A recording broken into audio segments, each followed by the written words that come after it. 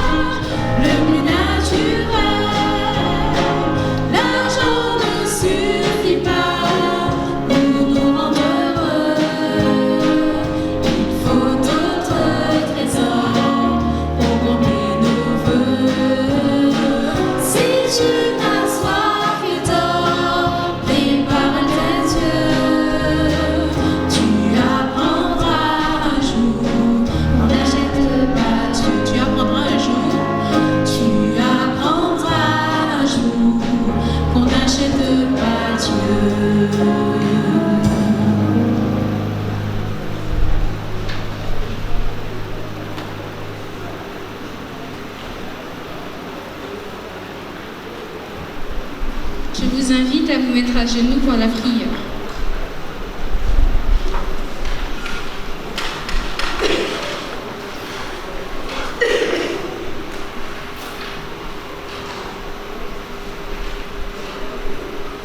Seigneur, nous savons que tu es le Dieu vivant et éternel, que tu es fidèle et que tu gardes ton alliance jusqu'à la 1000e génération envers ceux qui t'aiment et qui gardent tes commandements.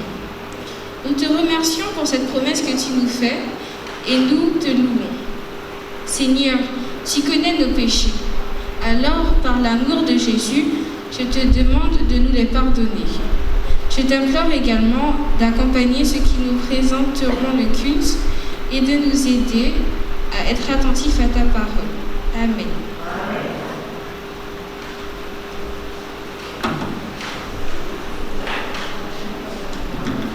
Il est beau de louer l'Éternel et de célébrer ton nom au Très-Haut, d'annoncer le matin ta bonté et ta fidélité pendant les nuits. Chers frères et sœurs et amis visiteurs, l'équipe de l'école du sabbat vous souhaite une chaleureuse et cordiale bienvenue. Bon sabbat.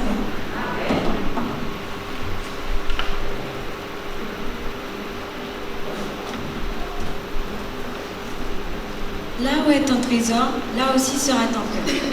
Bonjour à tous, chères sœurs, chers frères et amis. Aujourd'hui, j'aimerais vous poser une question. Sommes-nous de véritables disciples? J'aimerais que chacun réfléchisse un peu à cette question. Dieu nous a appelés à faire partie de son peuple. Mais sommes-nous prêts à servir et à élever la lumière de l'Évangile? En tant que peuple de Dieu, nous avons une mission à accomplir. Le Seigneur désire voir ses enfants faire des plans pour annoncer cette bonne nouvelle de son retour. Toute personne qui fait partie de ce peuple doit employer des moyens pour amener d'autres personnes au pied de Jésus.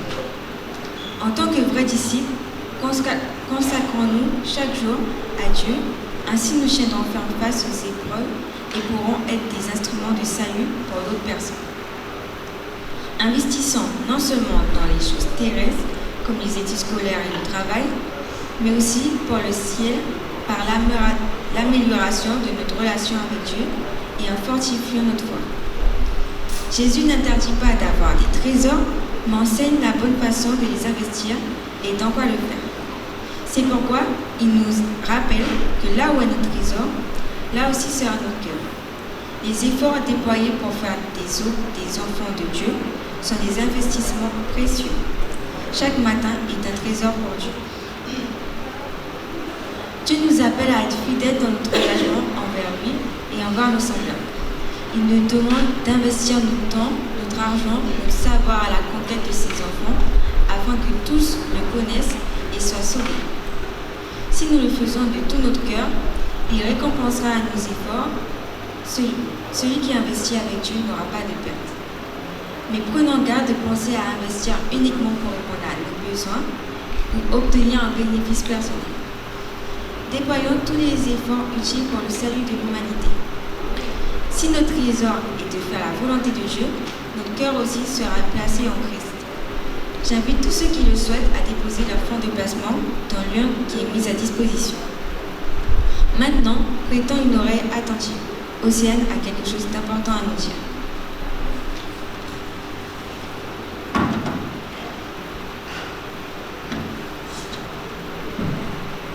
Je marcherai bien décidée. Elle est ainsi ma vocation, sans me laisser impressionner par les murailles et les bastions. Je marcherai, oui, par la foi, faisant confiance à mon Seigneur, car ses promesses sont pour moi. Pour contrer tous mes détracteurs, je marcherai tout près de lui, sur le chemin accidenté. Et quand le danger aura fui, je resterai à ses côtés. Je marcherai le front bien haut, les yeux fixés sur Jésus-Christ. Et je serai comme ces héros que nous racontent les écrits. Je marcherai, attaché à sa volonté. Et il est bien l'exemple parfait, celui que je veux imiter. Je marcherai jusqu'à la fin. Le voyage sera terminé. Plus de soucis ni de chagrin quand ce grand jour aura sonné. Amen.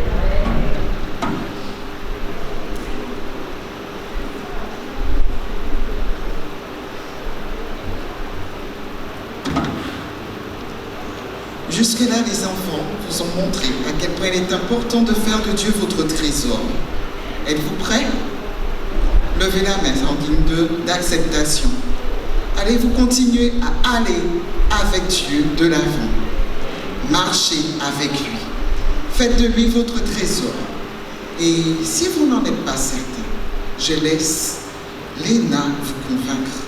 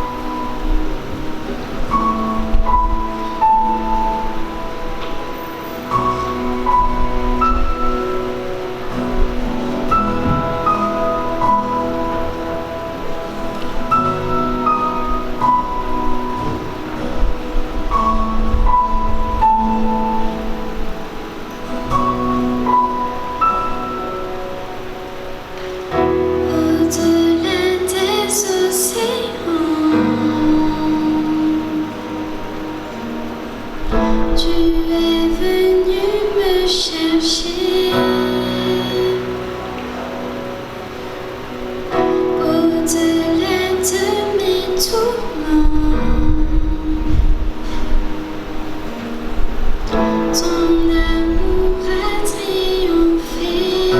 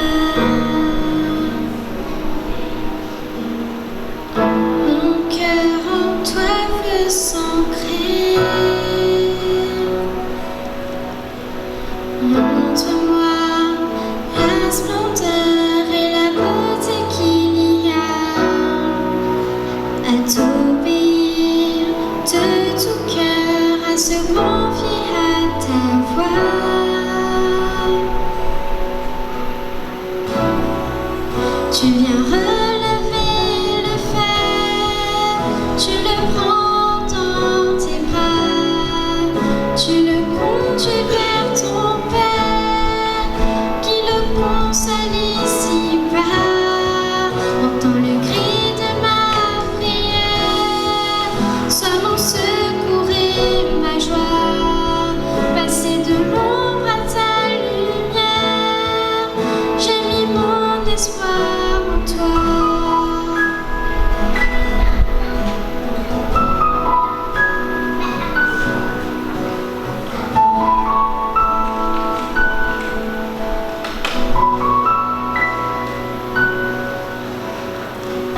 Au-delà des océans, tu es venu me chercher. Au-delà de mes tourments, ton amour a triomphé. Montre-moi la splendeur et la beauté qu'il y a à t'obéir de tout cœur, à se confier à ta voix.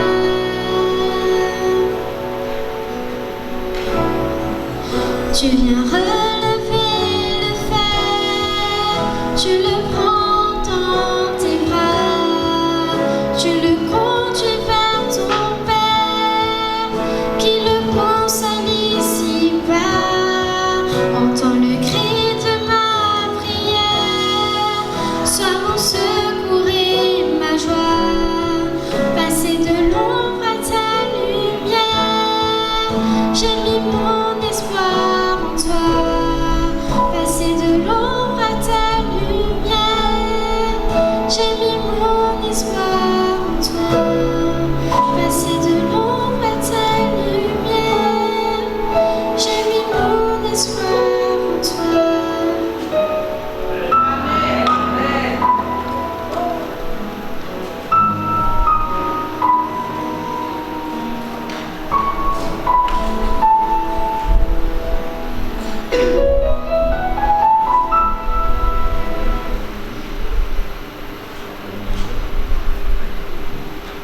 Les enfants vous ont tout dit ce matin. Au cours déjà de l'école du sabbat, ils vous ont dit comment vous devez suivre Jésus, comment vous devez être et faire de lui votre trésor.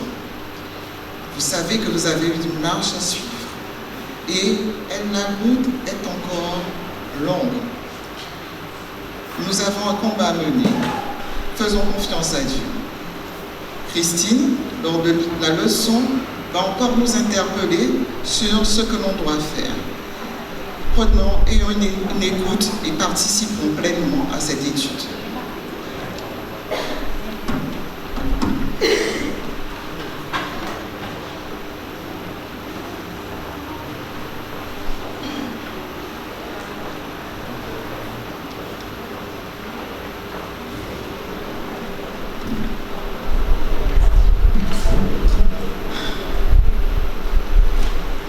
Bonjour à tous. Alors, le titre de notre leçon de cette semaine est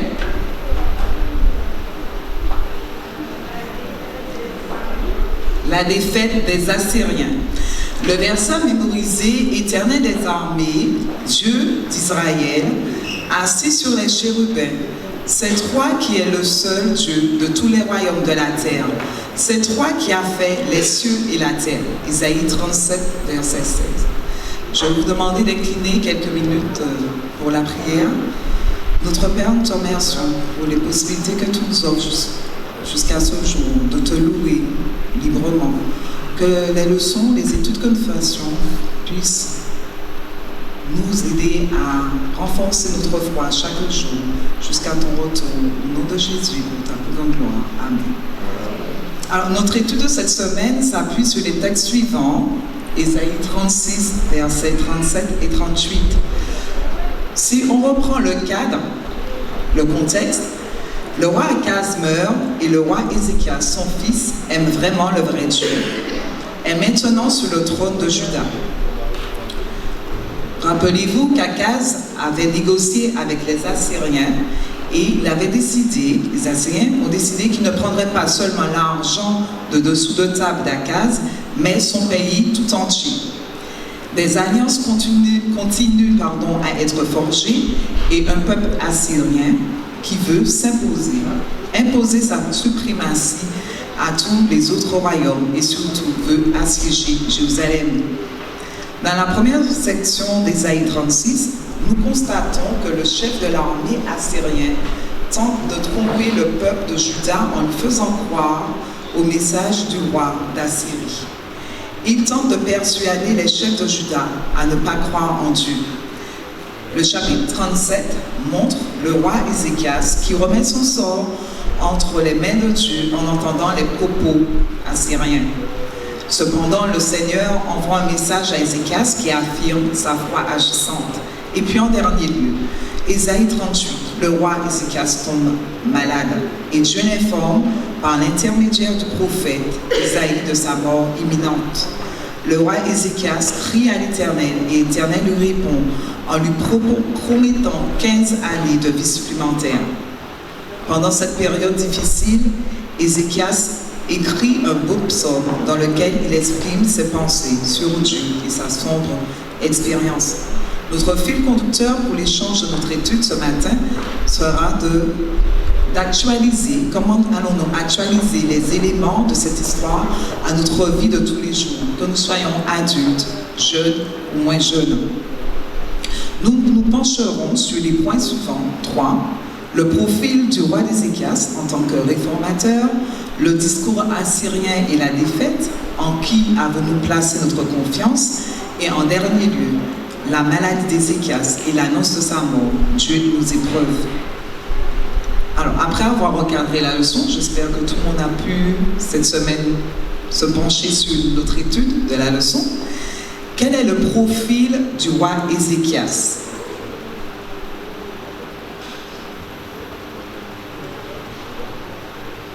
Nous sommes dans un contexte où la puissance assyrienne attaque Israël et la Samarie, les villes fortes de Juda, et les nations sont en pleine guerre. Assyrie veut assiéger Jérusalem. Que fait le roi Ézéchias face à ça?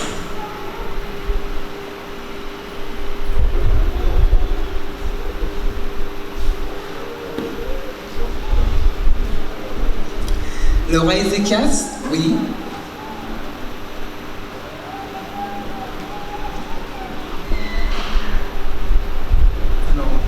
Le roi Ézéchias, comme leader spirituel, va se tourner vers Dieu, voyant sa faiblesse. Il va déléguer des hommes pour aller vers Ésaïe le prophète. Et c'est par cet intermédiaire que Dieu lui donnera la réponse. Oui, mais avant, c'est vrai qu'il va déléguer des hommes, mais dans le contexte de guerre, que va-t-il faire réellement? Voilà, dans le contexte de guerre, il va rester là, il va s'asseoir.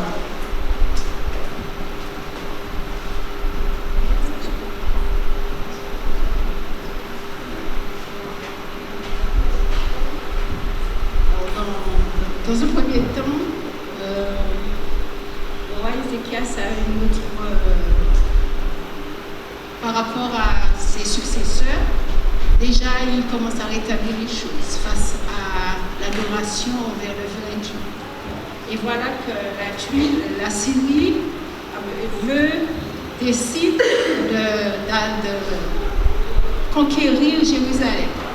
Ils ont commencé, ils sont arrivés au siège à l'Archis. Et au niveau de l'Archis, ils ont envoyé un intendant pour annoncer à Ézéchias que bientôt Jérusalem sera aussi entre les mains d'Assyrie. Alors qu'est-ce qu'il a fait, Ézéchias? D'abord, il a entendu, la première chose, il a demandé à son secrétaire d'écouter ce que va dire l'intendant et de ne pas parler. La deuxième chose, c'est qu'il va aller quand il a reçu la lettre, puisqu'à un certain moment, le roi d'Assyrie a dû aller se battre contre... Et à ce moment, il a été dans le temple et il a présenté la lettre à Dieu. Je ne sais pas si tu veux que je suis arrivée un peu trop loin. J'arrive un peu trop loin, c'est-à-dire qu'avant tout ça... Alors, il a commencé, avant tout ça, il a commencé à fortifier Jérusalem, détruire les cours d'eau, les murs, remplacer les murs, son armée, regardez son armée. Oui, effectivement. Le roi Ézéchias, effectivement, met sa stratégie militaire pour lutter contre la Syrie. Face à cela, Ézéchias se préparait pour faire face à l'armée. Rappelons-nous que le roi Akaz, lui, avait fait alliance avec les Égyptiens. Il avait désobéi à Dieu. Il avait tout perdu.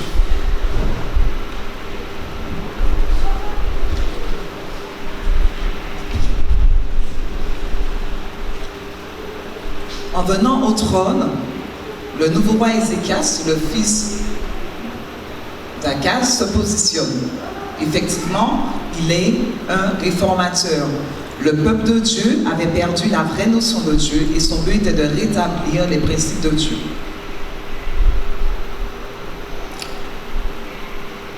La préparation d'Ézéchias était-elle, selon nous, un manque de foi? Le chef assyrien avait l'intention de s'accaparer de la ville de Jérusalem, qui était la capitale, et Ézéchias a fait de grands des préparatifs en vue de cette confrontation.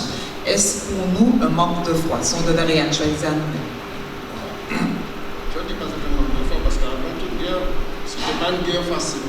Savoir que Ézéchias, ils savent normalement qu'il a rencontré une guerre vraiment dévastatrice. On voit la Syrie, c'était une armée très puissante. Mais je crois normalement que Dieu nous propose d'être brisé, c'est sûr. Mais nous avons notre part à faire. Mais ce qui passe de la foi, c'est pour ça qu'il y avait toute une préparation à faire. Et je lis dans Ézéchias 32 verset. Plus fort. 2 Chroniques 32, à partir du verset 4, il aida et une foule de gens se rassemblaient. Ils coupaient toutes les sources et les torrents qui coulent au milieu de la région. Pourquoi, disait-il, les rois d'Assyrie trouvèrent-ils à leurs arrivées devant la place? Il y avait une préparation pour cette guerre, sachant que la Syrie c'est une armée très puissante. Concernant la foi. Même si nous avons la foi, mais nous devons porter toute notre participation. Et c'est ça que Dieu, c'est ça normalement que Dieu veut de chacun d'entre nous. Mais ce qui est dans tout cela, encore, c'est la propagande. Toutes les stratégies mises en place par l'armée assyrienne pour pouvoir prendre le trône. Et nous avons vu par la suite comment ça s'est passé. Oui, effectivement. Les préparatifs du roi Ézéchias, c'était pas un manque de foi. Mais le roi décide de faire l'impossible pour résister après avoir accompli tout ce que l'ingéniosité et l'énergie humaine pouvaient réaliser. Il rassembla ses armées et les exhorta au courage. Ézéchias, comment on peut le représenter? Il est un leader comment? Un leader militaire, mais aussi spirituel. Son but était de remonter le moral du peuple durant ces temps terrifiants. Il n'a pas manqué de foi, il a réagi humainement et spirituellement. Dieu veut que l'on collabore aussi avec lui. Si on devait actualiser cette situation à notre vie de tous les jours, nous sommes devant les difficultés, nous avons des amis, etc., qui sont dans des difficultés. Que pouvons-nous faire? Je reviens quelque peu en arrière, parce que dans le texte du verset 31, on dit au verset 20 que tout ce qu'il a fait, voilà ce que fit Ézéchias dans tout Juda, et il fit ce qui est bien, ce qui est droit, ce qui est vrai devant l'Éternel. il agit de tout son cœur et il réussit dans tout ce qu'il entreprit, en recherchant son Dieu pour le service de la maison de Dieu, pour les lois et pour les commandements. La question que je me pose, c'est que après qu'il se soit consacré à Dieu, comment expliquer cette guerre qui arrive? Alors, est-ce que souvent, nous ne sommes pas dans ce cas?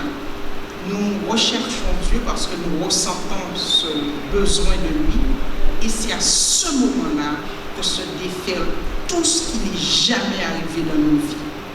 C'est la question que souvent on pourrait se poser, parce qu'on lit l'histoire d'Ézéchias, on est un peu en recul par rapport à son histoire, mais lorsque ça arrive dans nos vies, est-ce que nous arrivons à l'identifier?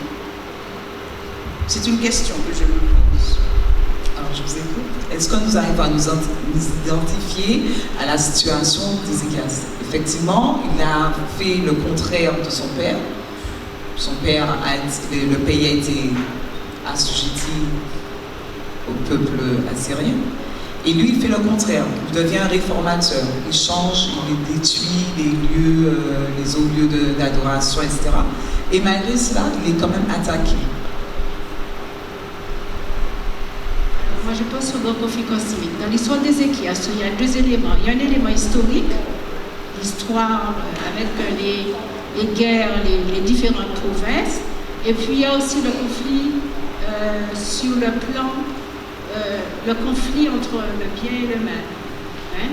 Le conflit cosmique. Et c'est souvent ce qui nous arrive. Quand nous avons mis notre confiance en Dieu, quand nous avons décidé, quand nous avons pris des résolutions, des décisions, bouf, il y a quelque chose qui se passe. Et c'est là qu'on doit se discerner. Moi, je pense à Job. D'accord? Je pense à Job, mais tu ne vas pas développer. D'accord. Alors, nous allons... J'aimerais dire aussi que la consécration du roi, comme nous aujourd'hui, il y a deux aspects qui m'interpellent. C'est qu'effectivement, il y a eu l'épreuve collective, mais il y a l'épreuve aussi individuelle. Donc même dans notre vie de tous les jours, que nous ayons des épreuves collectivement à l'église des Amandiers, comme nous sommes aux Amandiers, donc je prends cet exemple-là, ou même dans notre vie de tous les jours, que nous puissions garder courage et avoir les yeux fixés sur Dieu, et que, quelle que soit l'issue, que notre foi ne défaille point. Nous allons aborder le deuxième point sur les propos défiants du roi Sanchérib. Qui peut me rappeler rapidement ces propos?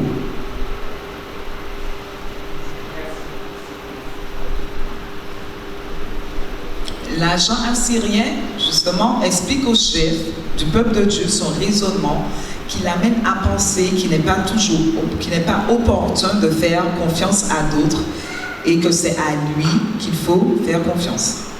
Il propose plusieurs alternatives au roi Ézéchias. As-tu placé ta confiance en Égypte? As-tu placé ta confiance en Dieu? Ou encore, as-tu placé ta confiance dans le roi assyrien? Ne faites pas confiance à l'Égypte, elle est comme ce bâton de roseau cassé. Ne faites pas confiance au Seigneur, parmi tous les dieux de ces pays, lequel d'entre eux a délivré son pays de ma main, pour que le Seigneur délivre Jérusalem de ma main. De plus, le roi l'Assyrien insiste pour dire que le Seigneur lui-même lui a dit d'attaquer ce pays et de détruire. Ne faisons-nous pas face à des Sanchérib dans notre vie de tous les jours? Nous travaillons, même dans notre entourage, des amis, des collègues de travail, ne se servent-ils pas de nos convictions, de nos croyances pour nous... Comment dire ça? Pour nous ébranler? Oui, merci. Terrible, c'est que l'intendant parle la langue hébraïque. Il ne parle pas il parle la langue des Hébreux. Et en plus de cela,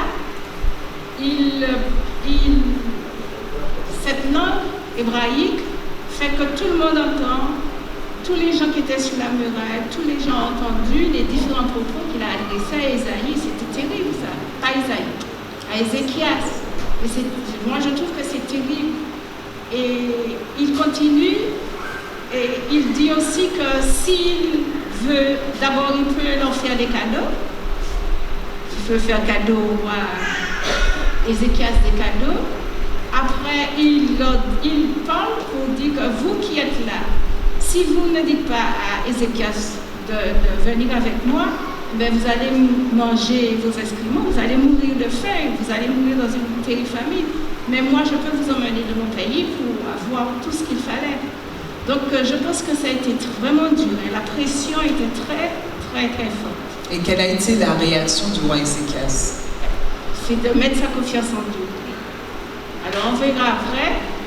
Il est allé, il a présenté, il a déchiré ses vêtements. Le verset le 37 qui va parler de son attitude. Il a déchiré ses vêtements. Il a pris le deuil. Ça veut dire quand on prend le deuil, il a été affligé et il a...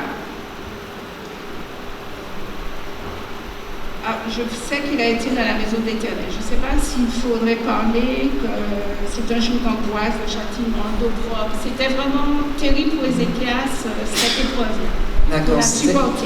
Il s'est vraiment humilié vers Dieu. Sa première action fut de rechercher la direction divine par l'intermédiaire du prophète Isaïe. Il a supplié d'intercéder pour eux. Et la réponse de Dieu, elle était oui. Excuse-moi, je ne veux pas te couper, mais en fait, ça paraît facile lorsqu'on parle comme ça d'Ézéchias, mais je crois que ce que je voulais dire, c'est que certainement Ézéchias a eu peur à un moment donné. Parce que si on se remet dans le contexte, Israël a été assiégé, déporté, les villes de Juda ont été assiégées également par le roi d'Assyrie. Donc il reste un dernier, on va dire, bastion, Jérusalem. Donc quelque part, si je me mets à la place d'Ézéchias, j'ai peur. Même si je crains Dieu, même si je respecte ce qu'il m'a donné par la loi de Moïse, mais toujours est-il que ce contexte est quand même inquiétant, ou du moins, au moins inquiétant, on va dire, pour lui. Et effectivement, je pense qu'on peut se retrouver dans cette situation, de se sentir seul face à l'adversité, d'avoir cette peur, et bien que marchant avec Dieu, eh bien, la peur met en épreuve, on va dire, notre foi.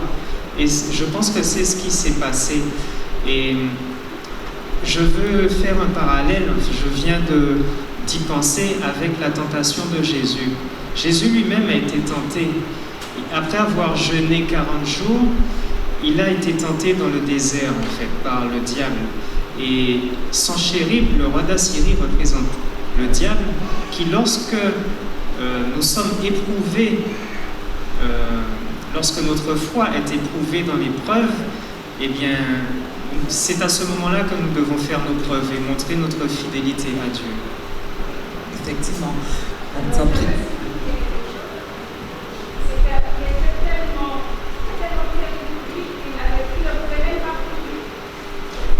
Si tu lis dans le verset 4, il a dit peut-être l'Éternel ton Dieu a-t-il entendu les paroles de Rabshakeh, et il a demandé fais donc monter une prière pour le reste qui subsiste encore. C'est-à-dire, c'est comme Jésus, la tentation, il a demandé à ses disciples de venir avec lui pour prier. Et lui, il demande à Ézéchias, au Dieu d'Ézéchias, d'adresser une prière en faveur du pays. D'accord. Aurélien?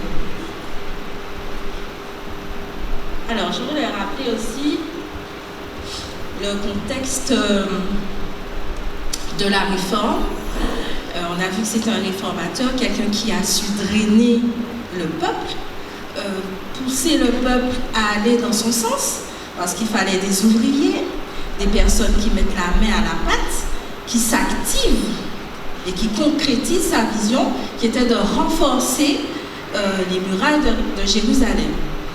Et ne voilà-t-il pas que le diable l'attaque sur ce même terrain, c'est-à-dire s'attaque directement à la motivation, à la foi de la foule.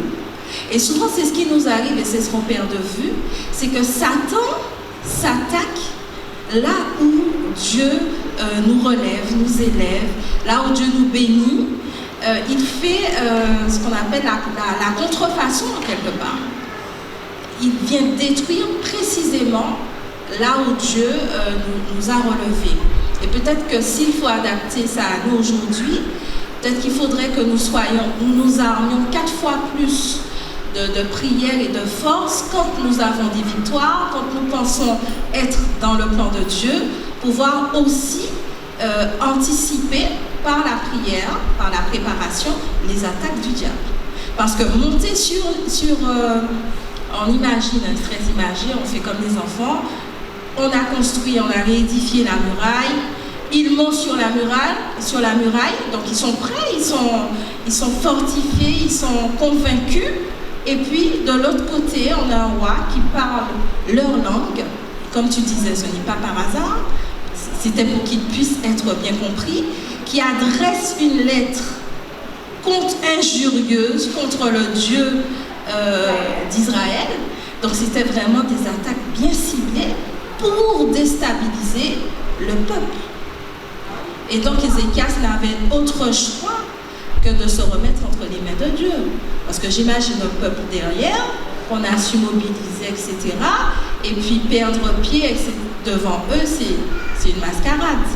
Donc moi, si je devais appliquer ça à notre expérience aujourd'hui, chaque fois que Dieu nous convainc qu'on est dans la bonne voie, il faut aussi se préparer aux attaques de l'ennemi.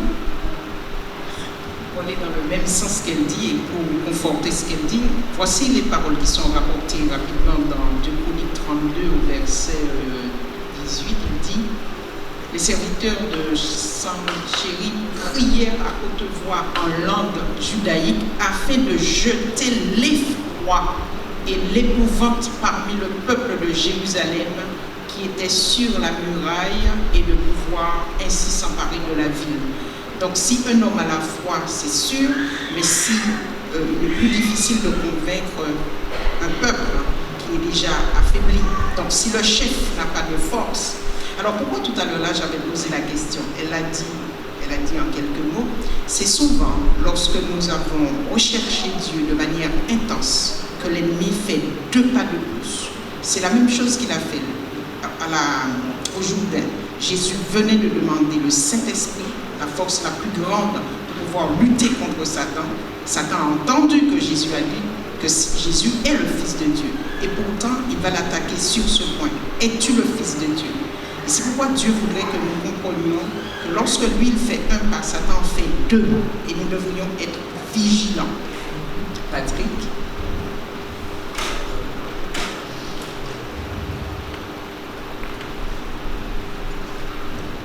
Autre qualité d'Ézéchias que je voudrais souligner, je ne dirais pas qu'Ézéchias était un réformateur. Je dirais, comme il est écrit dans 2 Rois 18, il fit ce qui est droit aux yeux de l'Éternel, entièrement comme avait fait David son père.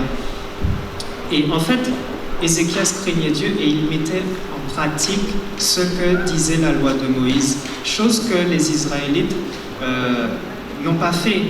Même si les Israélites craignaient Dieu, en fait, ils se sont détournés vers les idoles et n'ont pas mis en pratique.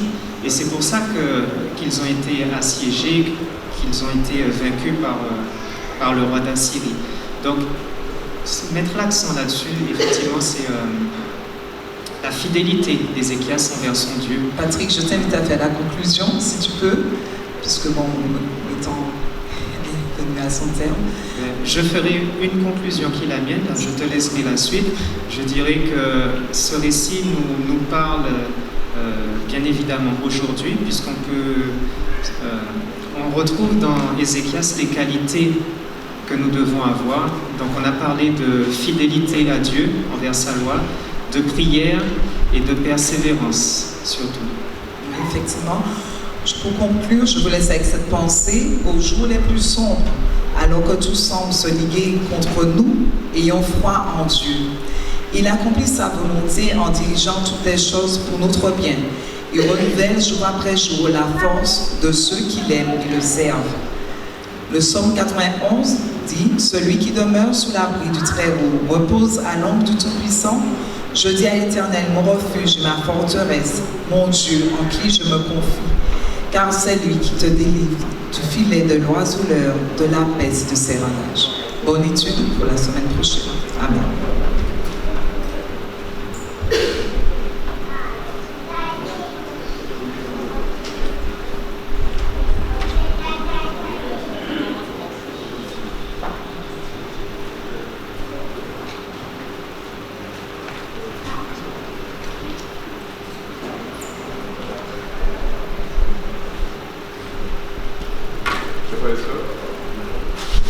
Chers frères et sœurs, avant le moment des annonces, la semaine dernière, je vous avais proposé de réfléchir sur quelques considérations d'ordre administratif.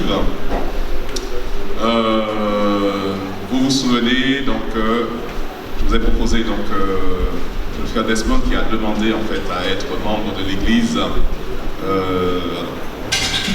Ça m'échappe. Alors, Desmond Lushman, donc, qui est membre de l'Église des Amandiers, il est encore inscrit sur les registres. Il nous a demandé donc de faire son transfert pour l'Église de Franconville, en métropole. Voilà, donc il n'y a pas eu de remarques cette semaine. Donc nous allons pouvoir voter. Est-ce que tout le monde est en faveur? Est-ce qu'il y a des avis contraires à ce que nous puissions rédiger une lettre de recommandation pour envoyer à cette Église? Ok, donc aucun avis contraire dessus. Ensuite, nous avons proposé quelques nominations. La sœur Solange Vallier, donc en tant que responsable du ministère de la Santé. La sœur Ursula Sommer, donc en tant que trésorière adjointe. Et la sœur Mérida Salière en tant que responsable de l'école du sabbat adjointe. Nous n'avons pas reçu non plus de remarques cette semaine. Donc nous pouvons voter. S'il y a des avis contraires à ce que ces personnes occupent ces fonctions, vous pouvez le manifester par la main. S'il n'y a pas d'avis contraire, on considère que c'est validé. Voilà. Donc nous allons faire le nécessaire pour tout cela. Merci beaucoup.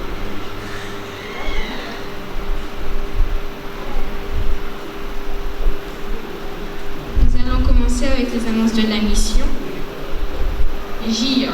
La semaine de prière JIA a débuté ce matin et se terminera samedi prochain. Cependant, à partir de demain, les rencontres se feront sur YouTube à 20h et ce n'est que mercredi 20 février que nous reviendrons à l'église, couvre-feu oblige. Le thème général est Dieu, un puissant secours. Délices de la vie. La librairie La Délice de la vie sera fermée du mardi 16 au 18 février 2021. La réouverture se fera le vendredi 19 février à 9h. Administration. Les assemblées générales de la mission et de la FACSAG se tiendront le jeudi 18 février 2021 à 8h à l'église de Salem. Les délégués sont priés d'apporter leur dossier le jour des assemblées générales. Nous remercions les délégués qui feront des arrangements pour y participer. Votre présence est indispensable. Annonce locale. Réunion de prière. Nos réunions de prière du mercredi se poursuivent sur la plateforme Zoom de 19h à 20h. C'est aussi une réunion de partage. Venez donc avec vos témoignages ou textes bibliques, vos chants et pensez à partager. Ceux qui assistent attestent que ce moment leur fait le plus grand bien. Alors n'hésitez plus et rejoignez-nous dès ce mercredi. Études. Les études bibliques auront lieu de 16h30 à 17h30 cet après-midi. Baptême. Nous vous informons qu'il y aura un baptême samedi prochain. Nous aurons plus d'informations ultérieurement. Nous informons également que la formation florale aura lieu demain matin de 10h à midi et demi. Toutes les personnes qui se sont inscrites sont priées de rester un court instant après le culte. Merci d'avoir été attentifs aux annonces. Bon sabbat à tous.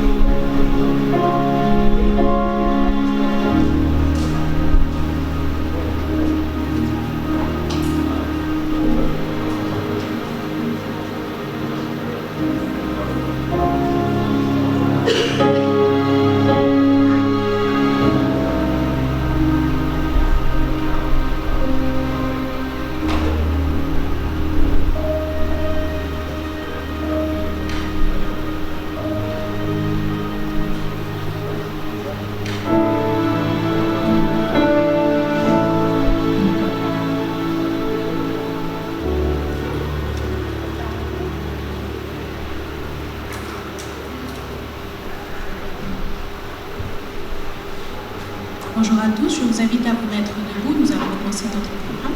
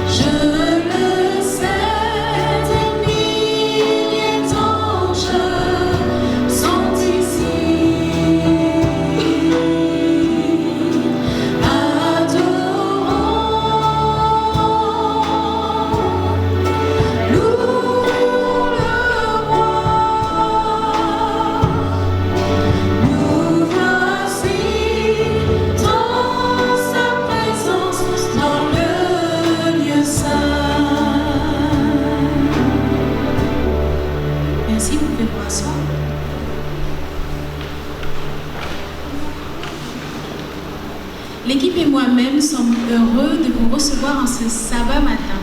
Nous espérons que votre semaine fut agréable et que ce moment que ces jeunes ont préparé pour vous le sera également pour vous. Je vais vous inviter à entonner avec moi un petit chant qui dit « Sur le chemin, va sans peur, car Jésus est devant toi. »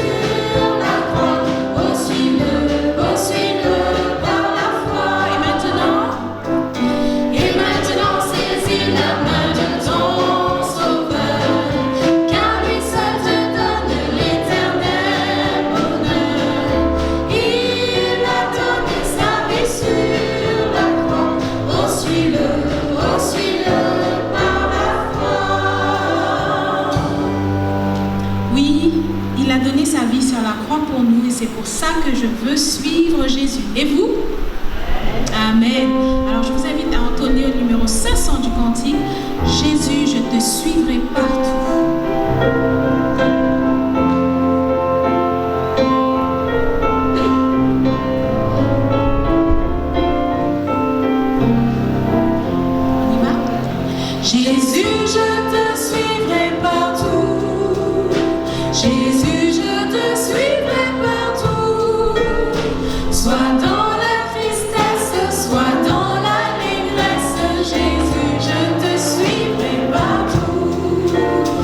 Jésus, je te suivrai toujours.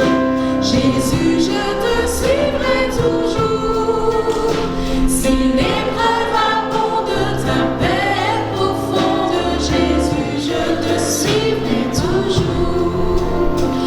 Je te suivrai dès aujourd'hui.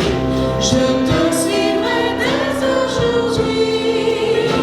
Mon âme affranchie vivra de ta vie. Je te suivrai dès aujourd'hui. Je te suivrai jusqu'au bout. Je te suivrai jusqu'au bout. Si pour moi tu plaides, Seigneur, si tu m'aides, je te suivrai jusqu'au bout. Et maintenant, je vous invite à vous mettre debout. Nous allons terminer par « Je marche avec Jésus, pas à pas sur les 3 chevaux ».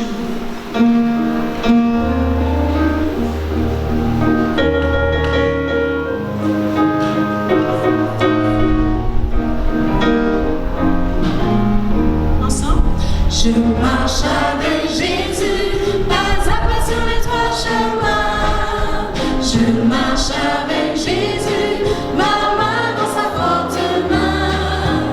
Jésus me précède, il m'entoure et partout me suit. Et sans cesse il m'aide dans la voie qui mène à la vie. Et sans cesse il m'aide dans la voie qui mène à la vie. Je marche avec Jésus, pas à pas sur les 3 chemins. Je marche avec Jésus, ma main dans sa forte main. Jésus me précède, il m'entoure et partout me suit. Et sans cesse il m'aide dans la voie qui mène à la vie. Et sans cesse il m'aide dans la voie qui mène à la vie. Gardez votre position.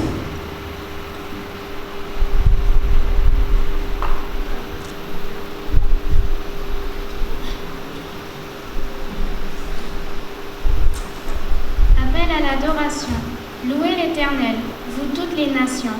Célébrez-le, vous tous les peuples.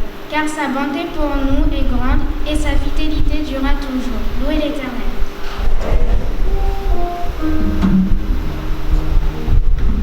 Je vous invite à vous prosterner avec moi.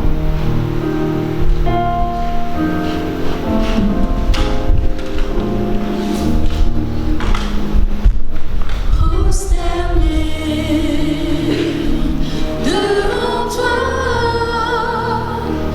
remplis-nous de ta présence, accepte nos hommages, viens Seigneur, console-nous.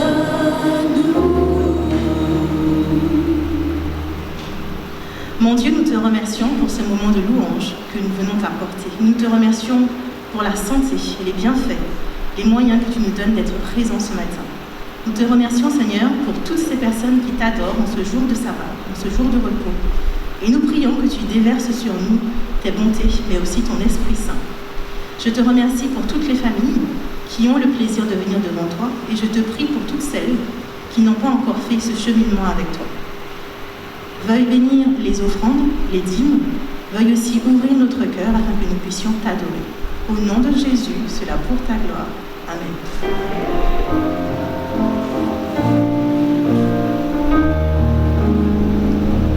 Prosterné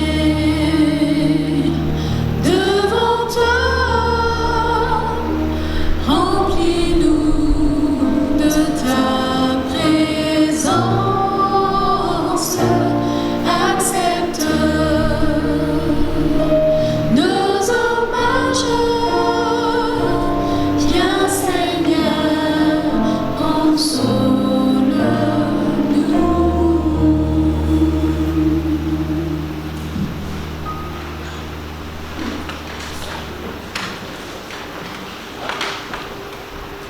Service de fidélité, le méchant emprunte et il ne rend pas.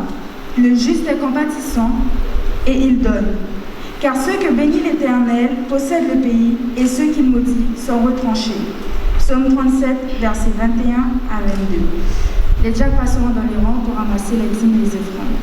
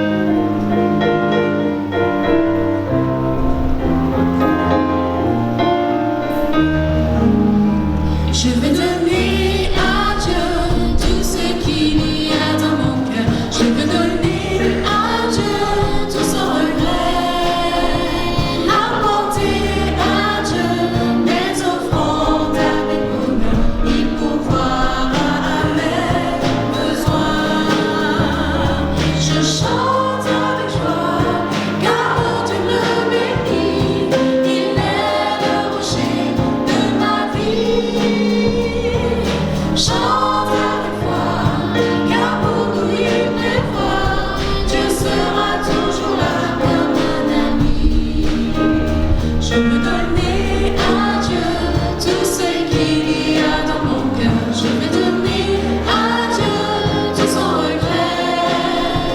Apporter à Dieu mes offrandes avec bonheur. Il pourvoira à mes besoins. Je chante avec joie, car mon Dieu me bénit. Il est le rocher de ma vie. Chante avec foi, car pour nous il prévoit. Dieu sera toujours là comme un ami. Dieu sera toujours là. Dieu sera toujours là comme un ami. Dieu sera toujours là. Dieu sera toujours là comme un ami.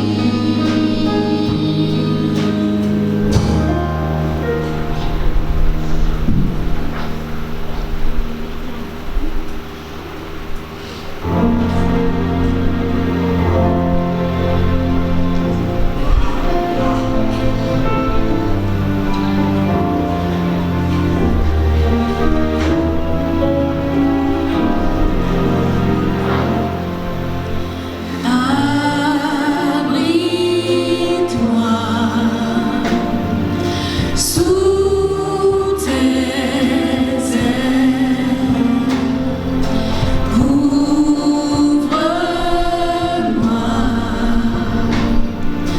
par ta main puissante, même si les océans se déchaînent, je les traverserai avec toi.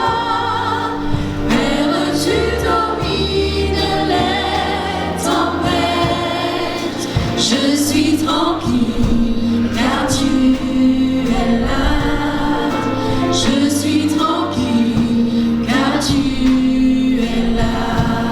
En Jésus seul, en Jésus seul, je me confie. Il me donne force, calme et puissance, même si les océans se déchaînent, je les traverserai avec toi. Père, tu domines les tempêtes. Je suis tranquille car tu es là. Je suis tranquille car tu es là.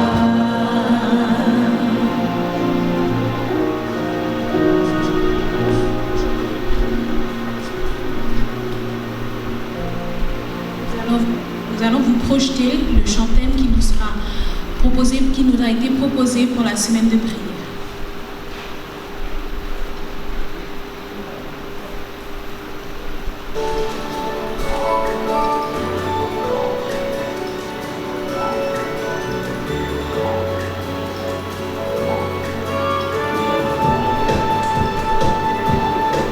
Il se lèvera, il annoncera, il portera ton nom devant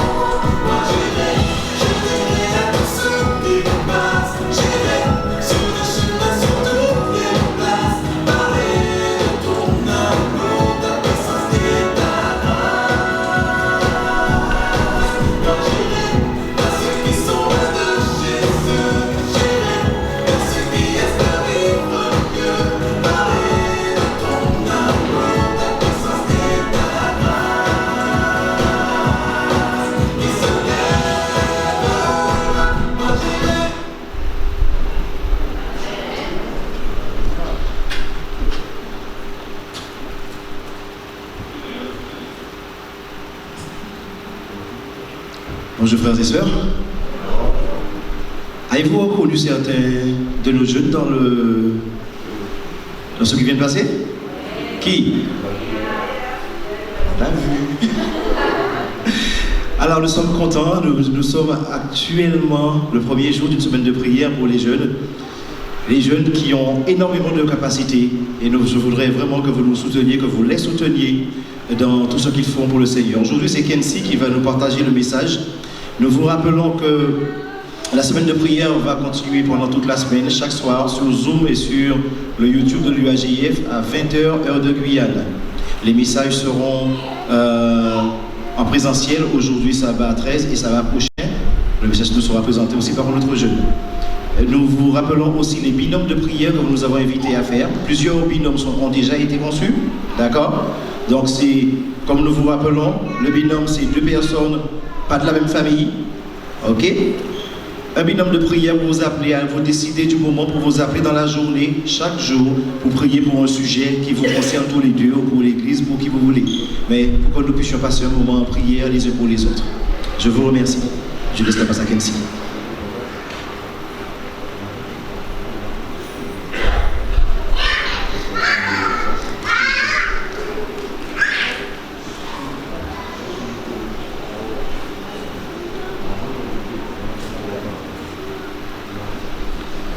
Bonjour chers frères et sœurs. J'ai dit bonjour chers frères et sœurs. Alors aujourd'hui, le nom du sermon d'aujourd'hui parle d'un tout-puissant secours. Avant de commencer, je vais dire à ma sœur, si elle le veut bien, de lire Exode 3, verset 4.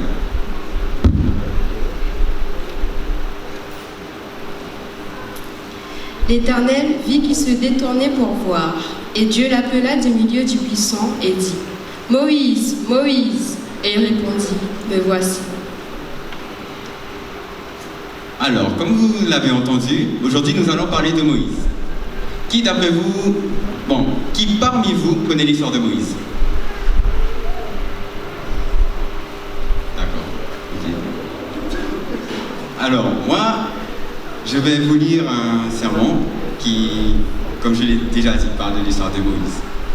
L'histoire de la vie de Moïse est plutôt instructive pour plusieurs choses qu'il a faites. Tout d'abord, le contexte de sa naissance. Comme vous le savez sûrement, le pharaon de l'époque a mis à mort, tous les enfants garçons pour éviter que les esclaves se rebellent par la suite, parce que, voilà, ce sont des garçons. Mais miraculeusement, Moïse y survécut. Ensuite, il fut adopté par la fille du roi égyptien. Et au sein de ce palais, il réussit à devenir, comment dirais-je, un Égyptien à part entière, parce qu'il allait dans des universités qui lui permettaient d'apprendre les sciences physiques, mathématiques, les sciences sociales, aussi bien que l'histoire, la littérature, la philosophie, la théologie, sans oublier les sciences de guerre, car c'était un prince. Cependant, sa vie bascula quand il découvrit ses véritables origines, qui étaient sa famille juive en fait. Il sut qu'il avait des sœurs et des frères, des parents, où ils avaient une culture et une religion différentes. Il se mit à se remettre en question et après une lutte acharnée contre lui-même, il réussit à choisir sa famille juive plutôt que la famille égyptienne. Ce qui est plutôt passionnant avec l'histoire de Moïse, c'est plutôt sa rencontre personnelle avec Dieu. Car grâce à cela, sa mission va changer, une mission lui sera confiée et il va complètement changer. Il va passer d'un état d'homme, comment dirais-je, pécheur, à un prophète. Grâce à cette histoire, il y a au moins 3 leçons que nous pouvons retenir de la vie de Moïse. La première est que Dieu veille sur nous. Quand Moïse réussit à échapper aux soldats égyptiens et qu'il naviguait sur le long du Nil dans son petit panier au chaud, il ne se doutait pas des dangers qui l'entouraient. En effet, il pouvait y avoir des animaux sauvages dans le Nil, mais aussi des soldats égyptiens qui cherchaient à le tuer. Mais grâce à Dieu, il survécut. Il se fit même élever par l'oppresseur qui voulait le tuer dans le palais royal. Une amie de l'auteur de ce sermon lui a récemment envoyé sur les réseaux sociaux une histoire qui nous montre que Dieu veille tout le temps sur nous. C'est l'histoire en fait d'une antilope qui voulait mettre bas. Elle cherchait un endroit propice près d'une rivière, un endroit propice et calme pour mettre bas. Mais au moment où elle commençait le travail, il y a eu un tas de choses qui sont devenues très violentes. Alors, il y a eu d'abord un nuage noir et un orage qui couvrait le ciel. Et les éclairs ont frappé la forêt qui provoqua un violent incendie. Lorsque l'antilope se tourna à gauche, elle vit un chasseur rampant, pointant une flèche vers elle. Quand elle se tourna à droite, elle vit un lion affamé qui se tournait vers elle. Et devant elle se trouvait la rivière dont la profondeur pouvait se voir parce que l'eau était très bleu foncé. Alors, que faire? L'antilope a décidé de mettre bas, car ceux qui l'entouraient, elle ne pouvait pas la gérer, c'était au-dessus de ses moyens. Mais ce qui se passa, ça vous choquera peut-être, mais d'après vous, que s'est-il passé?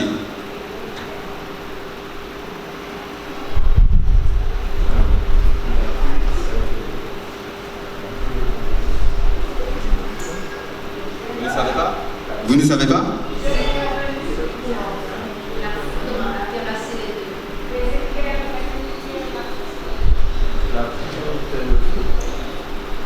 Bon, je vais vous le dire alors. Alors, il commence à pleuvoir et le violent incendie qui avait pris la forêt s'éteigna. La foudre tapa, aveugla le chasseur qui tira sur le lion et le lion fut mort.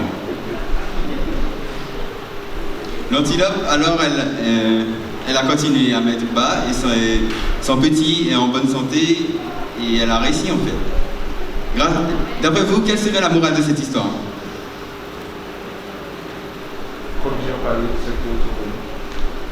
Oui, ensuite. Le Seigneur utilise tous les moyens par ricochet pour finalement sauver notre préparation principale. Oui. Oui aussi. Très bien. Franchement, vous avez encore trouvé, mais même au premier service, les gens avaient réussi. La morale de cette histoire est que même si les choses nous surpassent, nous ne pouvons rien y faire, il faut toujours se tourner vers Dieu, savoir où est notre foi et quel est notre objectif pour pouvoir y arriver. Il faut toujours prier en toutes choses et en tout temps. Surtout à cause du Covid-19, nous pouvons voir que nous ne pouvons pas gérer notre destinée et c'est Dieu seul qui le sait. C'est lui qui sait tout faire, c'est lui qui nous a créés, donc c'est obligé en fait, je me dis. Alors, la deuxième leçon que nous pouvons tirer de la vie de Moïse est que nous devons connaître notre réelle identité. Moïse a pu croire qu'il était un fils d'Égyptien, qu'il a pu croire au Dieu égyptien, il a pu croire aussi que le monde s'est divisé en deux parties, les riches et les pauvres, les savants et les ignorants, les dominateurs et les dominés, les forts et les faibles, et les maîtres et les esclaves. Mais il a pourtant réalisé que ce à quoi il voyait une fois aveugle n'était pas forcément la vérité. Il s'était lui-même fourvoyé, je dirais qu'il s'est trompé en absorbant comme une éponge sèche qui absorbait un tas d'informations, en fait. Il a absorbé que des mauvaises informations. La question que nous pourrions nous poser est la suivante. Comment connaître notre vraie identité lorsque celle-ci est définie par celui ou celle qui nous l'a donnée? Notre identité n'est pas réduite à la culture, l'art, la philosophie ou la religion. Notre identité n'est pas définie par notre statut social ou notre compte bancaire. Notre identité est définie par Dieu lui-même. Notre identité est définie par les valeurs et les principes tirés de la Bible, la parole de Dieu, et c'est lui notre Créateur. Moïse a trouvé sa vraie identité après avoir détourné son regard de l'Égypte pour se tourner vers l'Éternel, son Dieu. Dans le psaume 139, versets 13 à 14, David témoigne de sa manière dans son identité est en Dieu. C'est toi qui as formé mes reins, qui m'as tissé dans le sein de ma mère. Je te loue de ce que je suis, une créature merveilleuse. Tes œuvres sont admirables et mon âme le reconnaît bien. Amen. Nous ne sommes pas n'importe qui. Notre identité ne se limite pas aux inscriptions inscrites sur notre passeport ou notre carte d'identité. Elle va bien au-delà de cela. L'apôtre Pierre fait référence à ceux dont l'identité est placée en Christ dans 1 Pierre 2, verset 9. Vous, au contraire, vous êtes une race élue, un sacerdoce royal, une nation sainte, un peuple acquis, afin que vous annonciez les vertus de celui qui vous a appelé des ténèbres à son admirable lumière. La troisième leçon que nous pourrons tirer de la vie de Moïse est sa rencontre personnelle avec Dieu. S'il est vrai que Moïse, pendant son enfance, avait une éducation religieuse basée sur des croyances juives, il n'avait pas pour autant rencontré Dieu personnellement. Moïse avait certainement appris la Torah. Il connaissait aussi des versets et des chansons en lien avec l'expérience religieuse et spirituelle de son peuple. Disons-le clairement, Moïse a passé toutes ses premières années de sa vie dans un foyer où on adorait Yahweh. Cependant, Moïse n'avait pas encore fait de rencontre personnelle avec Dieu. Sa foi n'était pas une foi personnalisée, mais une foi empruntée. Cette foi n'était pas la sienne, mais celle de ses parents et celle de son peuple. Tout comme Moïse, nous sommes peut-être encore trop nombreux en tant que jeunes adventistes à avoir adopté une foi de substitution. Celle de nos parents, celle du pasteur ou celle de l'Église, mais pas notre foi. Les études révèlent que la majorité des jeunes qui quittent l'Église n'ont pas fait d'expérience spirituelle avec Dieu. Grandir dans une famille adventiste, c'est bien. Aller à l'église régulièrement, c'est aussi bien. Mais la foi ne s'affermit que par la rencontre personnelle et l'expérience faite avec Christ au quotidien. La rencontre de Moïse avec Dieu a changé sa vie, ses projets, ce qui lui a permis de réorienter ses choix. Il a pu, grâce à sa rencontre personnelle avec Dieu, découvrir sa vraie identité, connaître sa destinée, ainsi celle de son peuple. Le message biblique de la Genèse à l'Apocalypse est essentiellement basé sur la rencontre de l'homme avec Dieu. Après qu'Adam et Ève se soient éloignés de leur Créateur, Dieu a été à leur rencontre dans Genèse 3, verset 9. Mais l'Éternel Dieu appela l'homme et lui dit : Où es-tu ? Et dans Apocalypse 3, verset 20, il veut parler à notre cœur. Voici, je me tiens à la porte et je frappe. Si quelqu'un entend ma voix et ouvre la porte, j'entrerai chez lui, je souperai avec lui et lui avec moi. Dieu veut encore en ce matin nous rencontrer. Il désire te rencontrer. Tout comme ce fut le cas pour Moïse, Dieu a aussi eu des projets pour nous. Que nous soyons dans l'Égypte ou dans le désert de Paran, notre rencontre avec Dieu marquera une étape importante et décisive dans la direction que mènera notre vie. Notre Dieu désire nous appeler en ce sabbat, que notre destinée est entre ses mains et que nous n'avons pas à craindre des dangers qui nous entourent. Restons concentrés sur l'objectif qu'il nous a donné, que nous trouvons dans Matthieu 28, versets 19 et 20. Allez, faites de toutes les nations des disciples, les baptisant au nom du Père, du Fils et du Saint-Esprit, et enseignez-leur à observer tout ce que je vous ai prescrit. Et voici, je suis avec vous tous les jours jusqu'à la fin du monde. Amen. En ce matin, Dieu veut aussi nous dire que notre identité n'est pas entre celle des mains des hommes, mais notre identité est en lui. C'est lui qui caractérise et qui dit ce que nous sommes.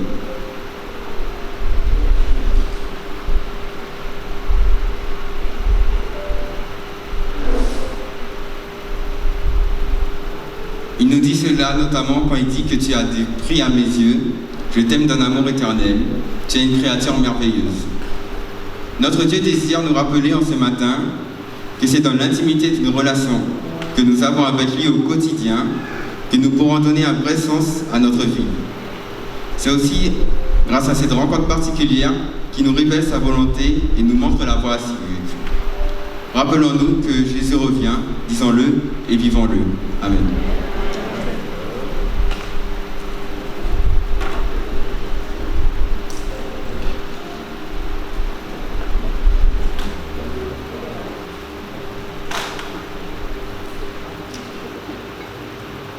Je vous invite à vous lever, nous entendrons ensemble le numéro 325.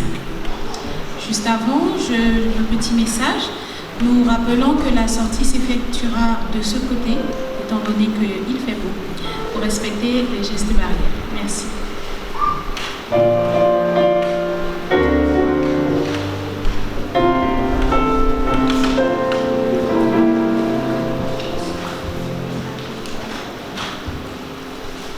À Jésus, je m'abandonne, ce qu'il me dit, je le crois, et je prends ce qu'il me donne, la couronne avec la croix. Comptez sur lui de honneur, tant que dure le combat, que l'on vive ou que l'on meure, comptez sur lui tout.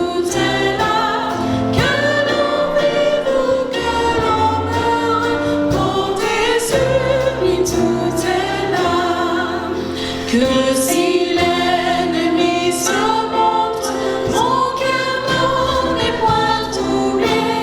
Avec Christ à sa rencontre, je puis aller sans trembler.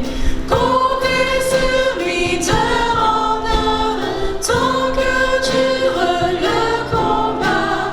Que l'on vive ou que l'on meure, comptez sur lui. Tout est là, que l'on vive ou que l'on meure, comptez sur lui, tout est là.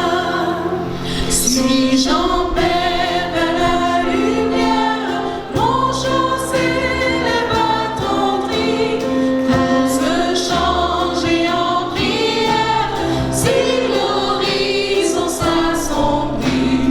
Comptez sur lui de tant que dure le combat, que l'on vive ou que l'on meure, comptez sur lui, tout est là. Que l'on vive ou que l'on meure, comptez sur lui, tout est là.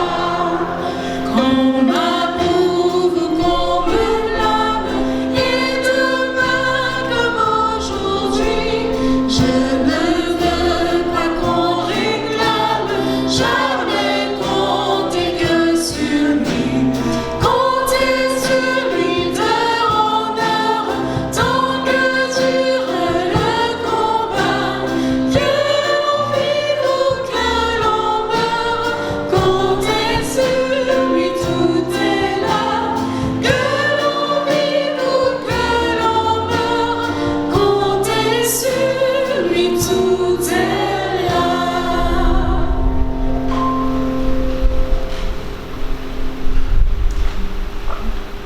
Inclinons la tête pour la prière. Notre Père qui est aux cieux, je veux te remercier pour ce moment que tu nous as permis de passer avec toi. Je veux te remercier pour tout ce que tu fais pour nous, pour la vie que tu nous donnes, pour permettre que nous puissions nous lever chaque matin. Bénis-nous, permettre que nous puissions toujours rester avec toi et permettre que nous puissions avoir une relation quotidienne avec toi. Amen.